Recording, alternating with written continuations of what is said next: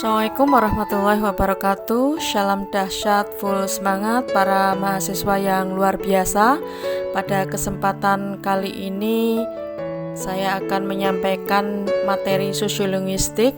Ada 3 bahasan yang akan kita pelajari pada pertemuan kali ini. Pertama terkait dengan konsep dasar, kemudian yang kedua terkait dengan cakupan masalah sosiolinguistik, dan yang terakhir adalah kegunaan ataupun manfaat dari sosiolinguistik. Baik, mari kita bahas satu persatu dari masing-masing itu. Pertama kita mulai dari konsep dasar dari sosiolinguistik itu dari berbagai sumber, baik itu buku literatur, kemudian jurnal ataupun sumber-sumber lainnya. Ada beberapa batasan ataupun konsep dasar yang dikemukakan oleh para ahli. Namun sebelum kita mengupas satu persatu terkait dengan apa yang telah disampaikan oleh para ahli ataupun para pakar, istilah sosiolinguistik ini sebagaimana kita ketahui terdiri dari 2 unsur, yakni sosio dan linguistik. Arti linguistik yakni ilmu yang mempelajari atau membicarakan bahasa, khususnya unsur-unsur bahasa berupa fonem, morfem, kata, kalimat, dan hubungan antara unsur-unsur itu, termasuk hakikat dan pembentukan unsur-unsur ataupun struktur itu. Nah, kemudian unsur sosio ini seakar dengan sosial, yakni yang berhubungan dengan masyarakat, kelompok-kelompok masyarakat, dan fungsi-fungsi kemasyarakatan. Baik, mari kita kupas satu persatu konsep dasar yang dikemukakan oleh para ahli, baik itu Krida Laksana, Nababan, Fishman, ataupun yang lainnya. Namun pada dasarnya apa yang disampaikan ataupun apa yang dikemukakan oleh para ahli itu mengerucutkan pada konsep yang sama, meskipun secara diksi ataupun secara bahasa yang dipergunakan berbeda. Misal, Krida Laksana memberikan batasan bahwa sosiolinguistik adalah ilmu yang mempelajari ciri dan pelbagai variasi-variasi bahasa. Sementara untuk Nababan lebih menitik beratkan pada pengkajian bahasa yang dikaitkan dengan dimensi kemasyarakatan. Fishman itu pun juga tak jauh beda dari apa yang sudah dikemukakan oleh Krida Laksana ataupun Nababan. Dia menyebutkan bahwa sosiolinguistik itu merupakan kajian tentang ciri khas variasi bahasa, fungsi-fungsi variasi bahasa, dan pemakai bahasa.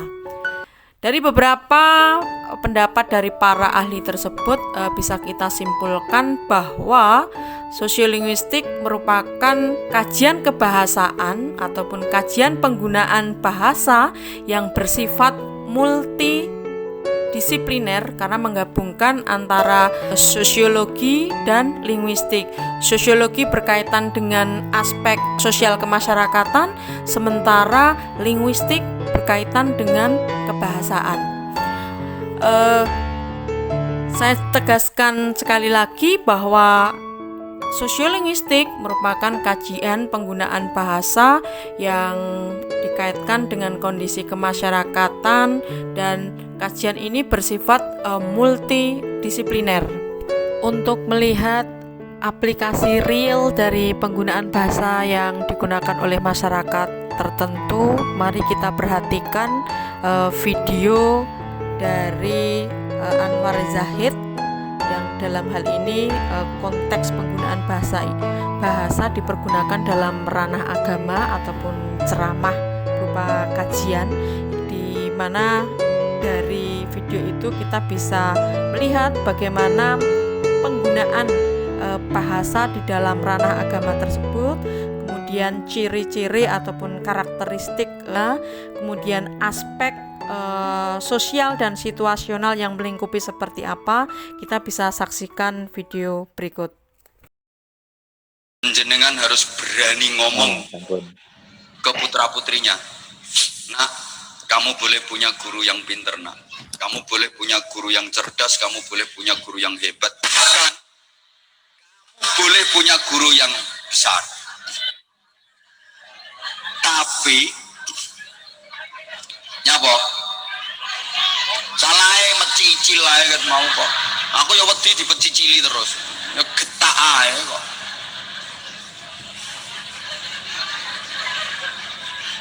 Kok sampeyan tukang syutinge jijak-jijak kok.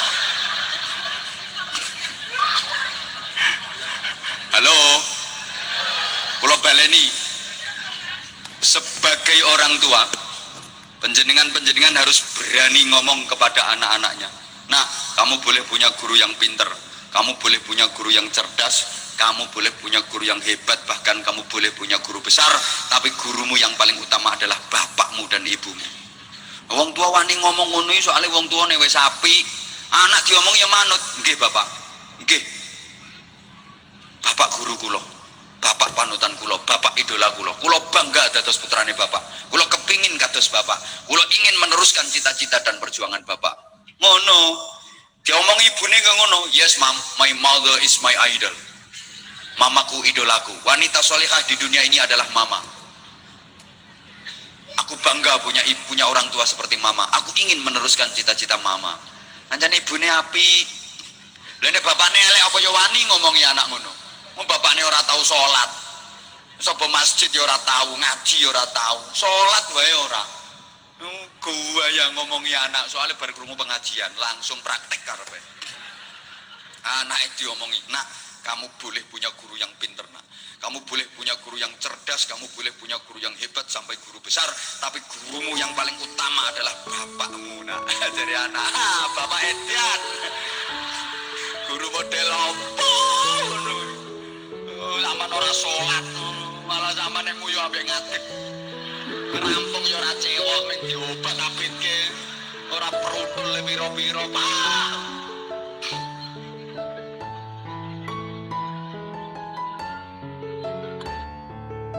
Baik, sebelum kita masuk pada paparan berikutnya atau pembahasan berikutnya, dari video yang kita putar bersama tadi ada beberapa hal.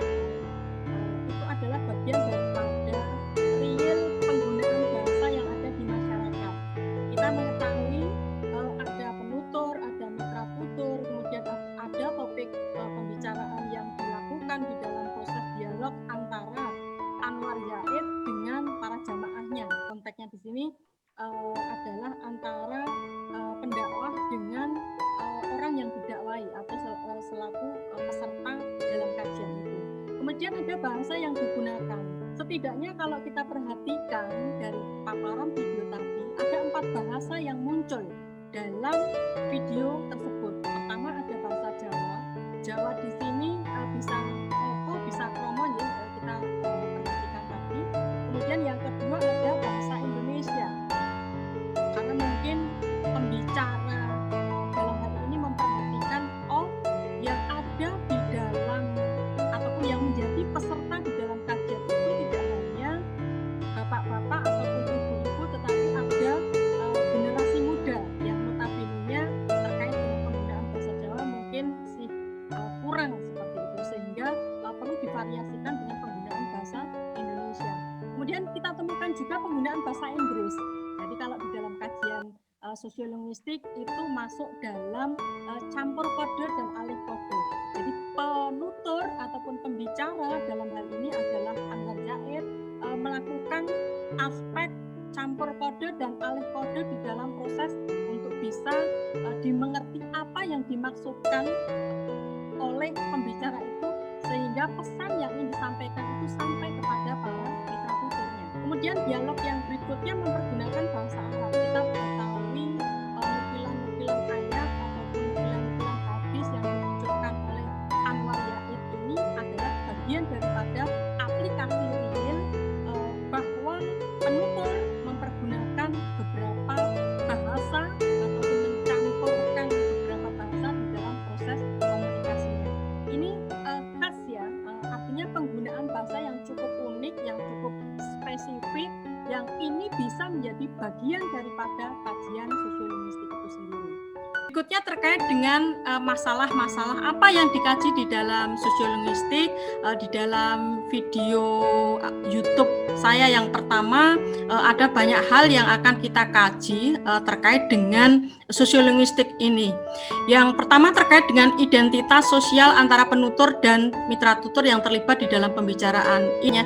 Kalau kita mengkaji terkait dengan sosiolinguistik, maka tidak akan bisa terlepas dari adanya aspek sosial di dalam masyarakat. Oh, bahasa ini kenapa dipergunakan seperti ini? Oh, karena boleh jadi latar belakang antara orang satu dengan yang lainnya berbeda, sehingga termasuk tadi Anwar Zaid memunculkan banyak variasi bahasa karena sudah mempertimbangkan dan memperhatikan kaitannya dengan siapapun mitra tuturnya yang menjadi audiennya siapa, sehingga itu diperhatikan dan memunculkan kaitannya dengan campuran 4 bahasa yang setidaknya kita tangkap tadi. Jadi identitas sosial, baik itu perbedaan usia, perbedaan latar belakang pendidikan, ataupun perbedaan-perbedaan yang lainnya, sehingga itu bisa menjadikan perhatian kita ketika kita berbicara dengan orang lain, misalkan saja yang tidak sama pendidikannya dengan kita, otomatis kita pun juga harus menyesuaikan, tidak terus kemudian kita merasa tinggi, terus kemudian ketika berinteraksi dengan simbah-simbah sepuh yang ada di wilayah pedesaan, kemudian mempergunakan kata-kata ataupun leksikon yang sulit untuk dipahami. Simbah-simbah tidak mudeng, maka inilah perlunya kita mengkaji aspek sosiolinguistik itu di dalam kehidupan kita, karena ternyata memang penting. Nanti kita akan kaji kaitannya dengan manfaat dari sosiolinguistik itu apa ketika kita sudah mengkaji atau mempelajari sosiolinguistik ini. Kemudian yang kedua terkait dengan lingkungan sosial tempat peristiwa tutur itu terjadi. Jadi lingkungan sosial itu bermacam-macam ya, lingkungan sosial apa yang ada ataupun yang melingkupi dari adanya peristiwa tutur itu terjadi.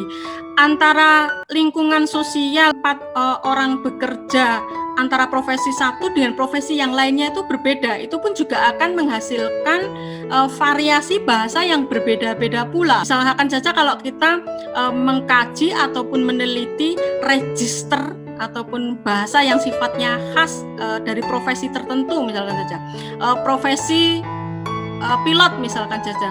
Kalau profesi pilot memang sulit ya untuk kita mencari ataupun mendapatkan data yang sangat spesifik karena memang ada kode-kode ataupun sandi-sandi yang memang itu tidak bisa sembarang orang untuk mengetahui seperti itu, karena itu menjadi salah satu bahasa ataupun kode rahasia yang hanya dimiliki oleh profesi-profesi tertentu.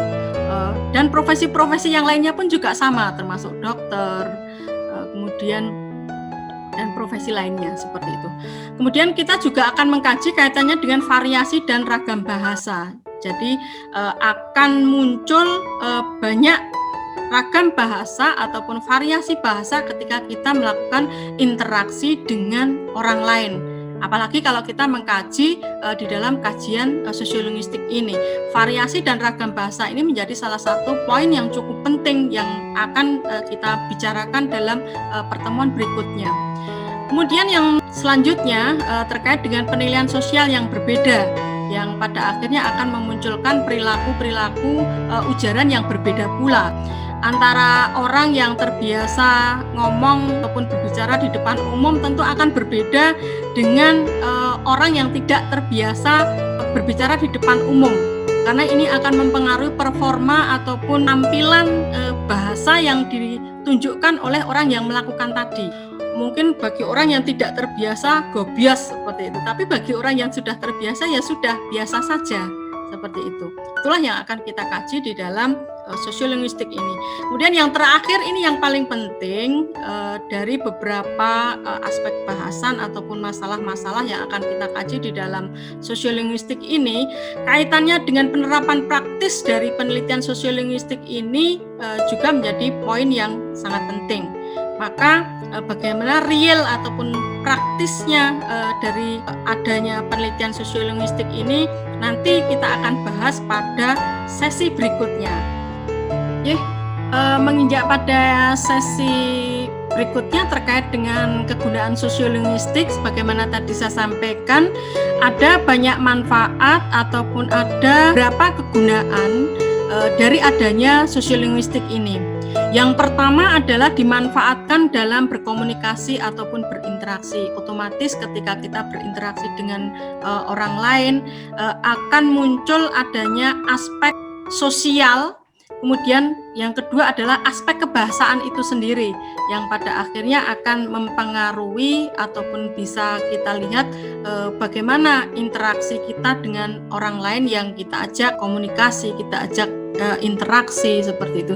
Jadi kita pun juga harus memperhatikan dengan siapa kita berbicara, kemudian topik pembicaraan yang kita bicarakan itu apa, terus kemudian kapan pembicaraan itu dilakukan dan seterusnya, sehingga kita pun bisa menyesuaikan diri ketika kita berkomunikasi dengan orang lain. Ketika panjenengan berinteraksi dengan Pak Ibu dosen, tentu akan berbeda komunikasinya panjenengan dengan teman panjenengan, akan berbeda. Dari sisi bahasa yang dipergunakan tentu akan berbeda, kemudian unggah-ungguh yang diterapkan pun juga akan berbeda. Pilihan bahasa otomatis juga akan mempengaruhi bagaimana panjenengan mengkomunikasikan ataupun berinteraksi dengan orang lain yang jenengan ajak komunikasi seperti itu. Kemudian yang berikutnya adalah pedoman untuk berkomunikasi dengan menunjukkan bahasa, ragam bahasa ataupun gaya bahasa yang harus kita gunakan jika kita berbicara dengan orang tertentu.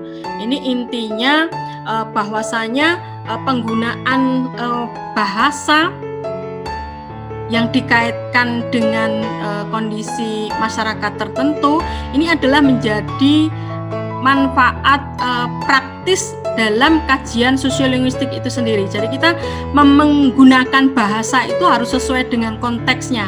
Ketika kita berada di rumah, itu juga otomatis akan terjadi perbedaan-perbedaan variasi bahasa yang dihasilkan dengan orang tua, dengan adik panjenengan, orang lain, tentu akan menghasilkan variasi bahasa yang berbeda.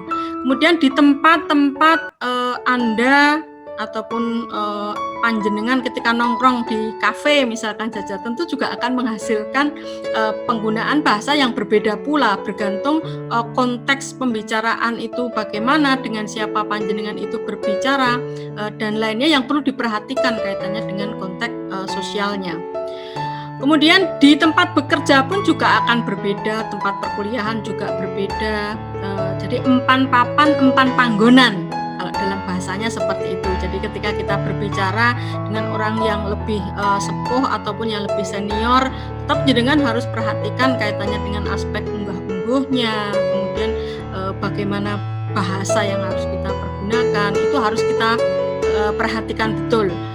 Beda halnya ketika panjenengan berkomunikasi dengan teman yang seusia ya. Boleh jadi untuk nama panggilan saja ada nama-nama panggilan yang sifatnya khusus. Hey piye bro, misalkan saja seperti itu. Itu bagi yang sudah akrab, dekat dan tidak ada jarak secara komunikasi.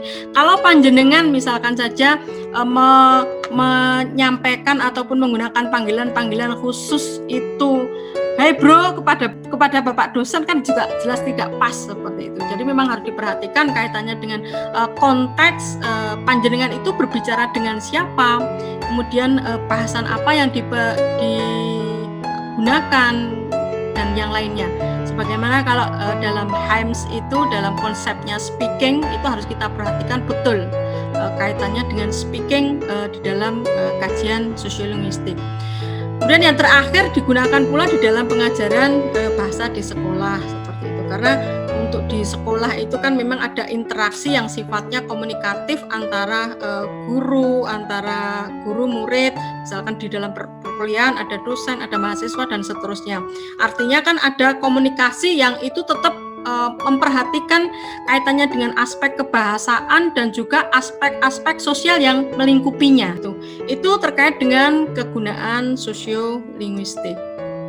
Ketika kita melakukan ataupun menggunakan bahasa-bahasa tertentu untuk berkomunikasi dengan orang lain di sini juga banyak ya, orang lain bisa tertentu juga. Kita berkomunikasi dengan siapa? Panjenengan berkomunikasi dengan orang tua tentu akan berbeda komunikasinya dengan teman dekat panjenengan. Ada beberapa hal yang memang perlu diperhatikan ketika kita berkomunikasi dan berinteraksi dengan orang lain. Yang perlu diperhatikan pertama adalah faktor sosial. Jadi faktor sosial ini menjadi salah satu hal yang sangat diperhatikan di dalam kajian sosiolinguistik. Jadi faktor sosial dan faktor situasional itu akan sangat mempengaruhi penggunaan bahasa yang dipergunakan oleh penutur dan mitra tutur. Terkait dengan faktor sosial, ada beberapa hal terkait dengan faktor sosial ini, utamanya menyangkut status sosial ya.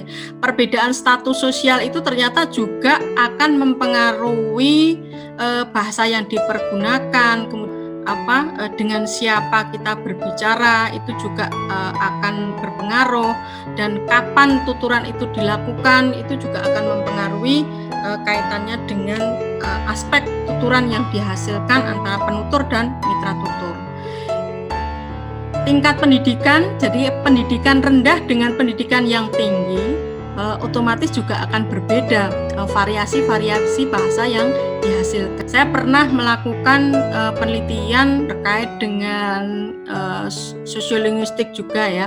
Jadi saya coba membandingkan antara penggunaan bahasa wanita Jawa, dalam konteks ini adalah wanita Jawa melakukan aktivitas gossiping seperti itu ya. Jadi terkait dengan tingkat pendidikan antara yang berpendidikan tinggi dengan yang berpendidikan rendah ternyata berbeda. Berbedanya pada aspek apanya? Yang pertama pada aspek tuturan yang digunakan, termasuk pilihan bahasa yang dipilih. Itu ternyata juga berbeda seperti itu. Jadi semakin tinggi pendidikan seseorang, maka akan semakin banyak pilihan bahasa yang dipergunakan. Jadi kalau penelitiannya kebetulan saya fokuskan di wilayah pedesaan dan perkotaan ya. Jadi antara wanita Jawa yang tinggal di pedesaan dengan yang wanita Jawa yang tinggal di perkotaan ternyata menghasilkan variasi yang berbeda dilihat dari tingkat pendidikan. Jadi pendidikan itu ada pendidikan tinggi, ada pendidikan rendah. Klasifikasi pembedanya seperti itu. Kemudian untuk pembeda umur, jadi umur itu ada tua dan muda, tidak ada yang klasifikasi pembedaannya umurnya setengah-setengah atau umurnya di posisi pertengahan, tidak ada. Jadi klasifikasinya hanya ada dua, tua ataupun muda. Jadi antara yang tua dan yang muda pun juga ternyata menghasilkan variasi yang berbeda pula. Meskipun aktivitas yang kita teliti itu adalah aktivitas yang sama terkait dengan aktivitas gossiping. Kemudian tingkat ekonomi yang mapan dengan yang yang kurang mapan ternyata juga menghasilkan variasi yang berbeda pula. Termasuk untuk jenis-jenis pekerjaan, jenis kelamin pun juga sama. Jadi nanti di dalam materi berikutnya kita juga akan mengkaji terkait dengan bahasa dan gender ya. Bahasa dan gender ternyata ketika terjadi perbedaan jenis kelamin utamanya antara laki-laki dan perempuan menghasilkan variasi bahasa yang berbeda pula. Termasuk topik-topik pembicaraan yang dihasilkan pun juga berbeda. Belum lagi aspek yang lainnya. Kemudian yang faktor situasional ini sama halnya ataupun merujuk pada apa yang dikatakan oleh Fishman ketika kita berbicara itu kita harus memperhatikan who speak, dengan siapa kita berbicara, what language ataupun bahasa yang dipergunakan apa, kemudian to whom dengan siapa dan kapan seperti itu. Ini faktor-faktor yang perlu diperhatikan dalam faktor situasional ketika kita mengkaji ataupun mempelajari sosiolinguistik. Siapa yang berbicara, kemudian dengan bahasa apa, kepada siapa kita berbicara, kapan waktu pembicaraan itu terjadi, dan mengenai masalah apa.